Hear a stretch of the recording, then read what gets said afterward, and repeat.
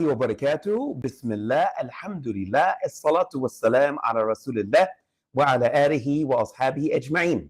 Welcome everybody from around the world. My name is Bilal Abdul Kareem and this is the BAK show where we discuss the issues which are important to you and to the Muslim Ummah at large. I of course am your host Bilal Abdul Kareem, and wow, we've got a lot of explosive news and events here that we're going to need to discuss here today.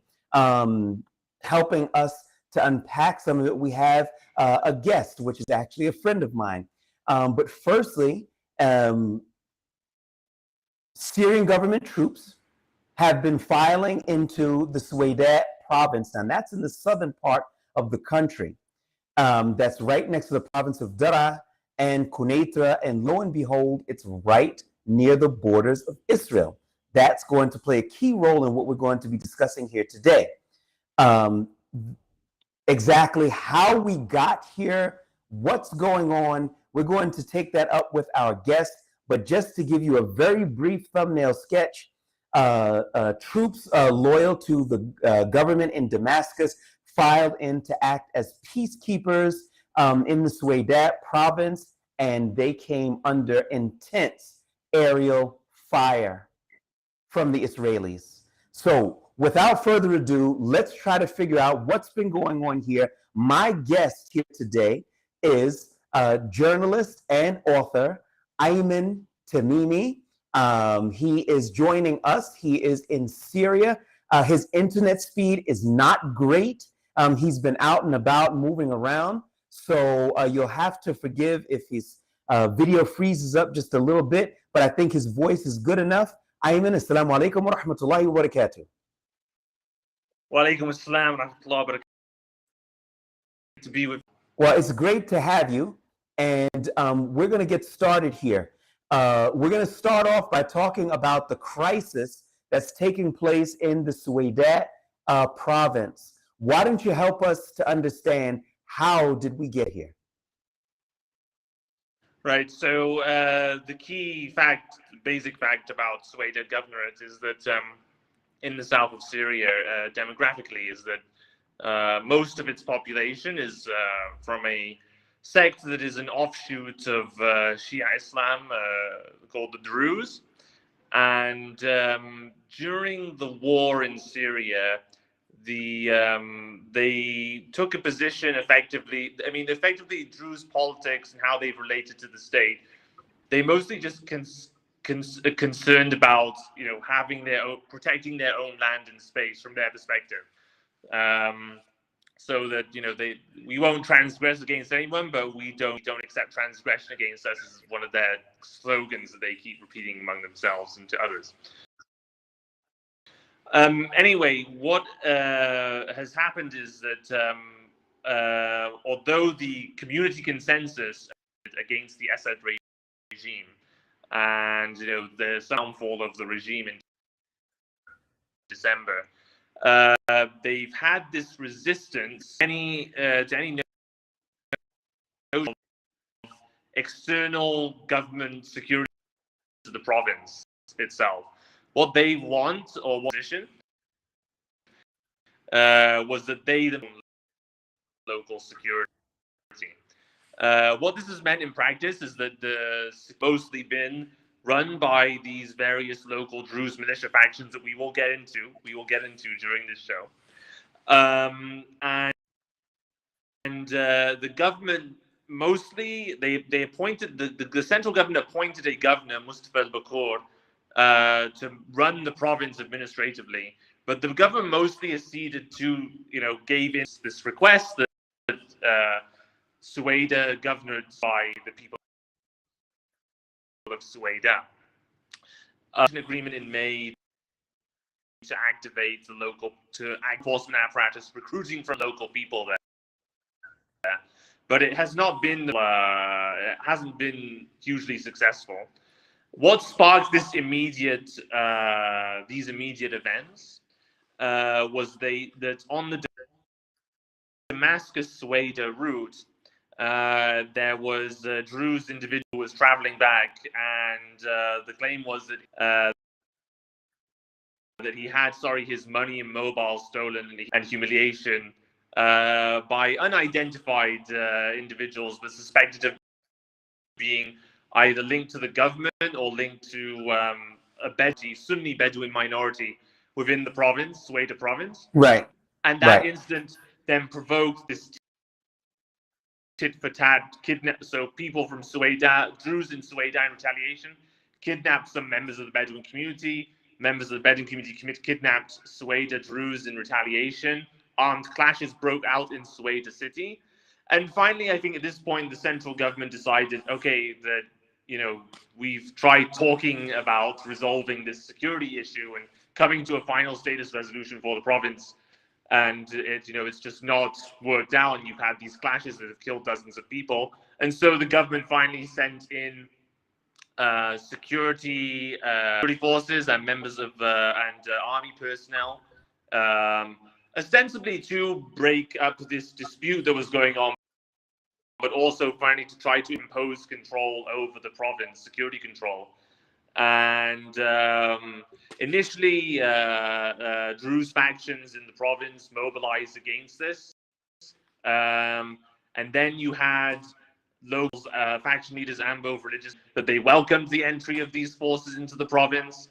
Then you had apparently a backtracking, local clashes that have continued to go on until between local the entry of these external security forces and the security forces themselves. So it's a pretty messy situation at the moment. Okay. Now, when you and I spoke last night, you were feeling that this was not, we had a little bit of a difference of opinion in terms of were these factions Israeli backed? That's the elephant in the room. Now, are the factions Israeli backed? How are you feeling about that? Yes or no? And what's the proof for it? It depends which factions you're talking about and what is meant by Israeli backed. So that actually initially earlier today gave the assent or agreement for the entry of the government's security forces. Right.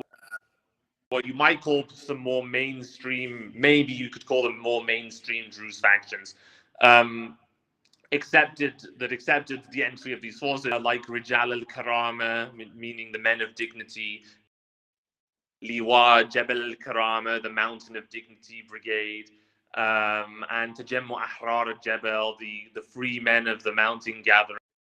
They Israeli backed. They don't have, to my knowledge, links to the Israeli state, and they were trying with the central government to try to be incorporated somehow into the defense ministry, although there was not a final status resolution. What is actually, on the other hand, though, you also have Druze factions in the province, for example, under what is called the Joint Operations Room. Okay. And you also have this council in Suwayda. These factions, I think they get support from the Druze community in Israel, which then lobbies also the Israeli government, military action, ostensible grounds of protecting the Druze in Syria. You've actually long had, even before the Assad regime, you had this Druze lobby within Israeli government to pursue certain policies that they thought would serve the community interests of the Druze in Syria. So actually, for a long time, for instance, on the border, you had Druze lobbying to try to prevent the rebels from taking a certain Druze village border of the Golan called Badr, engaging in a kind of conflict management game to have perpetual conflict, but without winning on their side of the border. So yeah, you clearly have Druze, as a result of Druze lobbying within Israel, and also some links of these Druze Suwayda. that are more line and are more rejecting the more hard line and more skeptical of the central government. You then have the result these Israeli strikes that are clearly intended to try to tether the government from imposing the control of its that's what I wanted to focus on, because the Israeli forces didn't try to hide it, because we have here that Netanyahu and Defense Minister Katz issued joint statements announcing that they ordered the Israeli army to strike Syrian regime forces. Also, and I'm displaying this even as I am speaking to you right now. We've got a statement by the Israeli Minister of Defense, Israel Katz, and he said, quote, "We will not allow the extremist terrorist regime in Syria to harm the Druze. If the regime harms the Druze, it will bear the consequences from us." We've got another statement from his office who says, quote, "We are committed to our Druze brothers in Israel to do everything in our power to prevent harm to their Druze brethren in Syria, and we will take all necessary steps to ensure their security." So these are some pretty powerful statements from the defense minister. How do we understand those statements and the groups that are there? Obviously, it seems that the Israelis want to join the fray. It doesn't seem like they're being dragged in. It seems like they actually want to be a part of this. Yes, because Israeli security establishment has this view that they owe something to the Druze community or their loyal service in the army, because Druze actually, unlike say the Sunni Muslim community in Israel, the nationality was a Palestinian ethnicity. The Druze in Israel actually serve in the army, and some of them attain quite high positions. They actually attain positions within the Israeli Defense Forces. They proudly identify with Israel. Right. So the establishment long had, that they owe something to the community, to that community, or that they think that, and to protect the Druze in Syria. There is also a more, you could call a more cynical angle to it, which is really that the Israeli view of, when they talk about, they use this language like terrorist regime and all that. It's an inherent hostility of the Israeli government to any entity that they see as, in the sense of any entity they wanting to apply Islamic law as within it. They view HTS. They view Tahrir, led to the overthrow of the Assad regime, and that they also proxy that they see Tahrir and the new government in Syria, Turkish proxy that could threaten their security interests in the future. What outcome would they like to see in Syria? A government that is weak, imposes its control over the entire country. I feel as though Syria's more natural state of affairs is one that is effectively divided along ethnic and sect, or ethnic group essentially forms its own governing enclave. So for the same reason, the Israelis have been very keen also on the Syrian Democratic Forces project in the north. Some size about the idea of like a Kurdish Druze from Konet through Dera to Suwayda and through into the north, back allies. So right. There's both this sense of a commitment to and what it lobbies for, and also clinical view of essentially is a weak and divided Syria. Okay, now if we're talking about the south of the country, to the west, we've got Quneitra, which is effectively under Israeli control. They've been occupying those territories for a long time, and they took additional territory after the fall of Bashar al-Assad. And within the last 3 weeks, they've taken up 6 new military positions and forcing about 6,000 of the residents in the area to become refugees or internally displaced persons within Syria. So they're obviously expanding their operations out in the Quneitra area. Now to the east, you've got Suwayda, where you've got these Israeli-friendly, we'll call them, militia forces. Now, in the middle, between the two, you've got Dara. Now, Dara is a province wherein there are no Syrian government troops.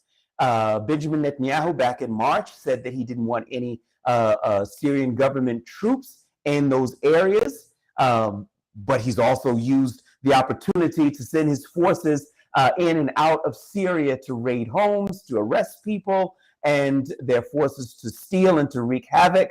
But he maintains he doesn't want any troops on those borders. So I'm asking you, do you think that the Israelis are making a play to occupy all of southern Syria? I think it would be a stretch of their capacity to try all of it. If you're saying all of Dera, all of even all of Suwayda,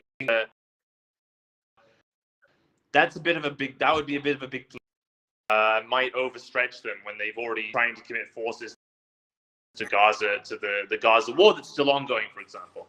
But what they are doing is they going to keep what they in parts of Dera province in particular, and I think that they hope to use that as leverage against the government to say that, well, if you want essentially to try to extract concessions from them, to say, well, if you want a reactivation of the ceasefire agreement of 1974, and this, and then maybe in return we'll withdraw from these areas. The Israeli government have a bit of this paranoid, they had to strip the entirety of light weapons owned by residents of these areas, and to be on the lookout for any perceived threats, whether it's the perceptions or suspicions that there are still Iranian-backed Hezbollah-backed networks in the area. They can quite go as far as occupying all of Quneitra, Dera, and Suwayda, but they have no intention, I think, for the foreseeable future of relinquishing these or effectively de facto and newly annexed territory in Dera and Quneitra.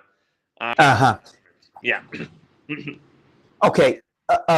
We've got a question that's here from German Force that we're displaying up here right now, who says, Assalamu alaikum, Brother Bilal. Wa alaikum salam wa rahmatullahi wa barakatuh.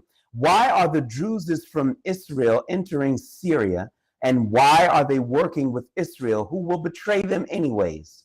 What do you think of that? I think he means that there are some. It's certainly true that there are some Druze from Syria to Israel for pilgrimage purposes, because some Druze sites within. I haven't heard about Israeli Druze entering into Syria at the present time, but what that policy of allowing some Druze from Suwayda, Golan border and to the occupied Israel to visit these sites, that was clearly part of trying to cultivate friendly relations with the Druze Israel as an ally that support is just part of their agenda, part of agenda, both again of commitment to the Druze community in Israel, lobby for, but also say the view of that to actually keep Syria weak and divided. So that really is, I think, the perception. That's really what's going on here. Say that there are some Druze in both in and in Suwayda who do ask what Israel does and what Israel offers, and they see what Israel does as they see it as propaganda. They see it as a cynical play. So I do want to stress that not all Druze in Syria support what Israel does. There are some who definitely think that that this Israeli intervention in Syria is good for Druze interests. There's one group, for example, called I just want to say this just as sure, go ahead. Yeah. There is this one group. There is this one group in southern Suwayda called the Solomon Son of David banner, meaning brigade. It's a little small armed group in southern Suwayda. They were very, very open. They like Israel. And they said, we're with this as it protects protection of the community, even escalation. I think what happens in particular is that some of the support, one of the three most senior spiritual leaders in Syria, Hikmet al-Hijri. Okay, I'm sorry. I'm sorry.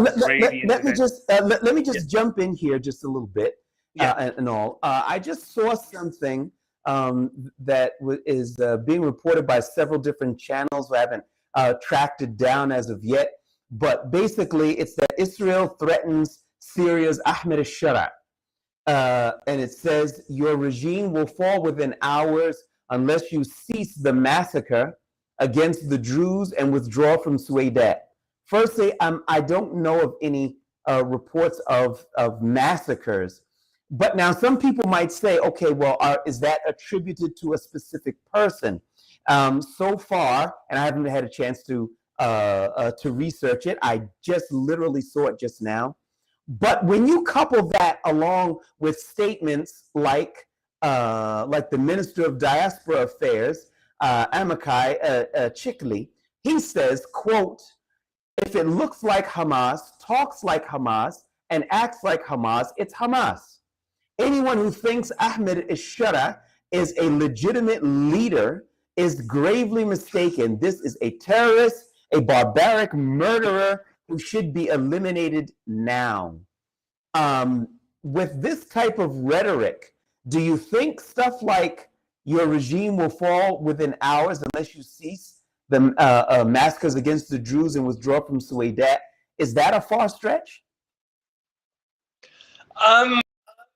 The thing is, if they, this is actually one Israel and the U.S. are at odds, because the U.S. has also lifted the sanction, lifted the terrorist designation, lifted the terrorist designation, and I think what the U.S. wants is expect is that the Syrian government will essentially interest in the long run could normalize relations of Israel and join the Abraham Accord.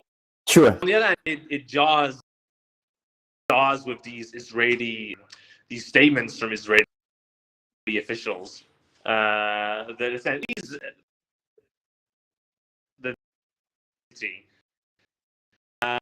I don't think they would quite go so as far as to assassinate Ahmed al-Shara.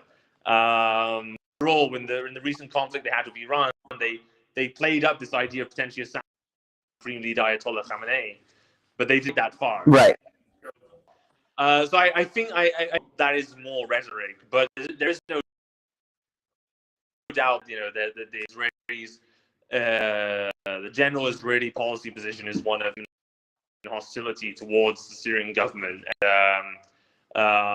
that's been tangled with this notion of protecting the Druze community in Syria. So, and then in that regard, it's slightly at odds. It's at odds hopes for expect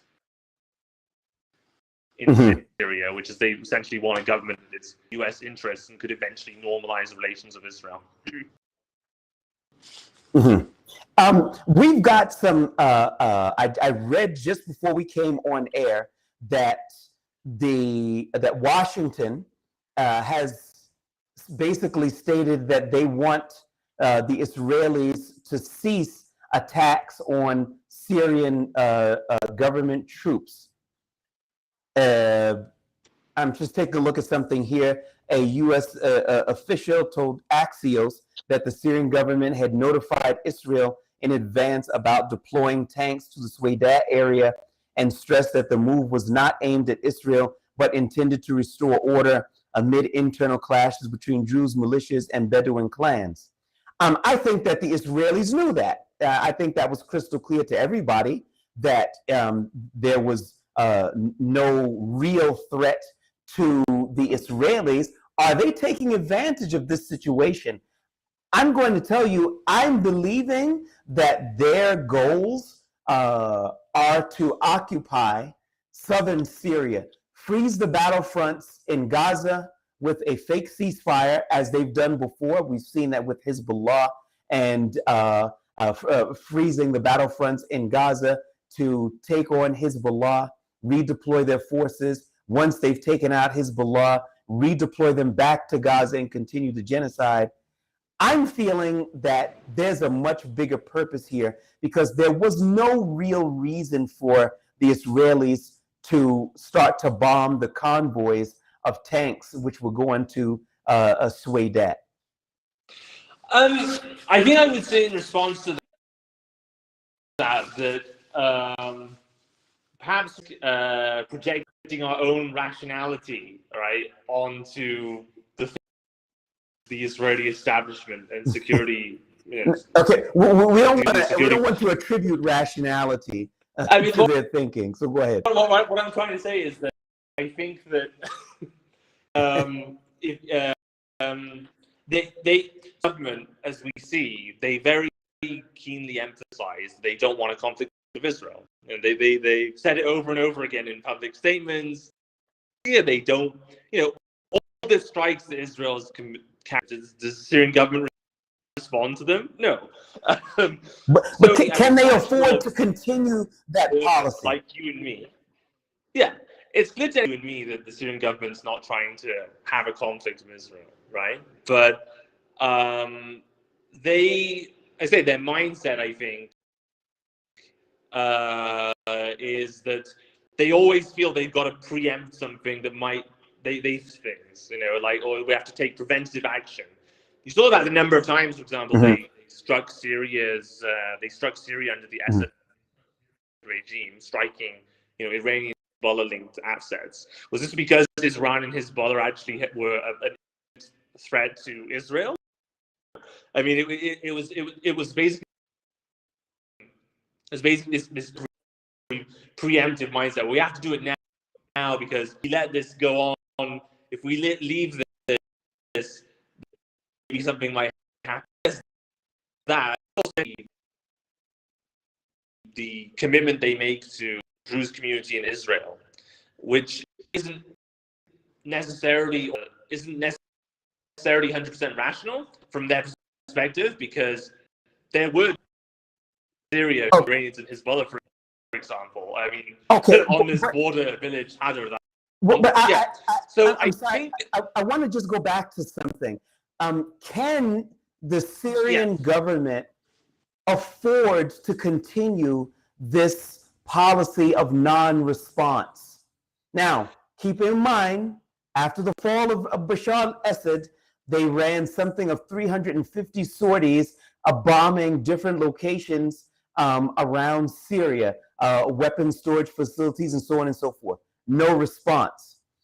Israeli forces filed into Syria and took Mount Hermon, or also known as Jebel al-Sheikh. It's the highest point in the southern areas. enabling them to spy into southern Syria, into Lebanon, and northern Israel. No response. They said that they didn't want any government troops or military personnel on their borders, and they complied with that. IDF forces regularly, sometimes twice a day, come into Syria, raid homes, set up checkpoints, arrest people, take them back into Israel. No Syrian government response. Syrian government troops go to try to settle a dispute between Bedouin tribes and the Druze community, which this is not new between the two belligerents. This is not the first time that there's been bad blood between them. But then their forces, I'm talking about Ahmed Shara's forces, come under fire from the Israelis. Their tanks were bombed, roadways were cut by intense rocket fire. My question to you is, can he afford to continue this methodology that he's on of non-response? I think he can for the time. That I hear that his constituency of ways to rationalize and justify the policy. Even some of them are not completely opposed to normalizing relations with Israel if they see it as supposedly being in his interests. I think one of the areas themselves, eventually local people decide to take matters into their own hands and actually take up arms against Israel, because there's genuine local anger about in the Quneitra and Deraa areas about the Israeli incursions. You know, that obstructs people's livelihoods.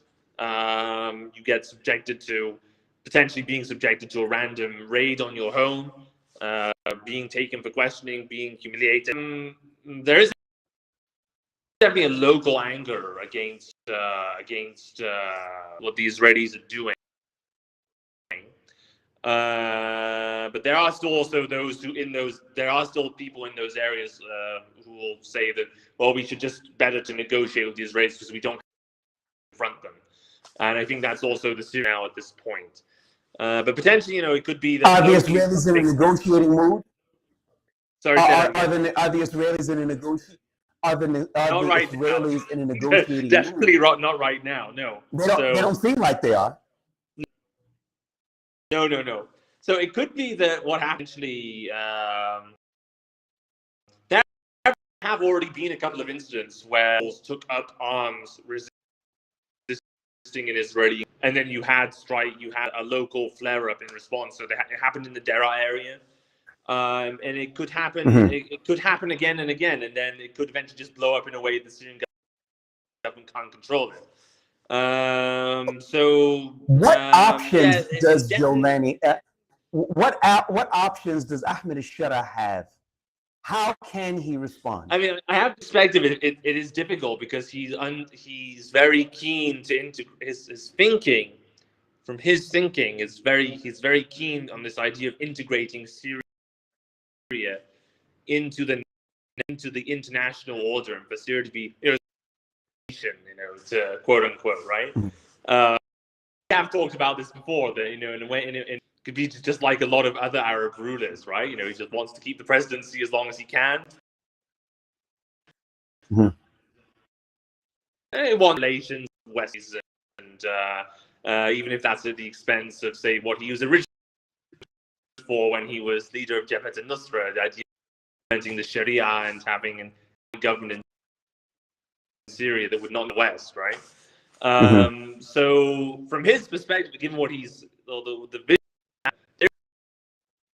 there isn't actually much he can do. He had a different mindset about what Syria is like. Maybe he would think of having a more confrontational posture. But I think given what he actually advocates, or given his pragmatism, which he doesn't actually have many options from that standpoint. Right.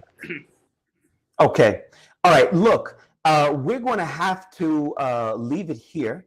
Um, this issue is not going to go away, I believe, just like that. So unfortunately, no, I don't mean unfortunately, we'll have to ask you back. I don't mean it like we didn't enjoy listening to your commentary. I mean that unfortunately, the conflict is going to probably continue for some time. We're going to need your analysis again. Oh yeah, definitely. I'll definitely come back, and we need to do more. We need to do more episodes focusing on it. Great to be back on the show with you.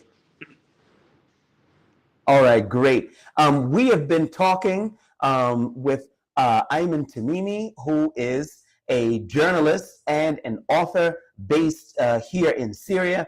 I am your host, Bilal Abdul Kareem. We're going to be following the events, and we'll be back online, inshallah ta'ala, to bring you more commentary and up-to-date information. Jazakum Allah khair. Assalamu alaikum wa rahmatullahi wa barakatuh.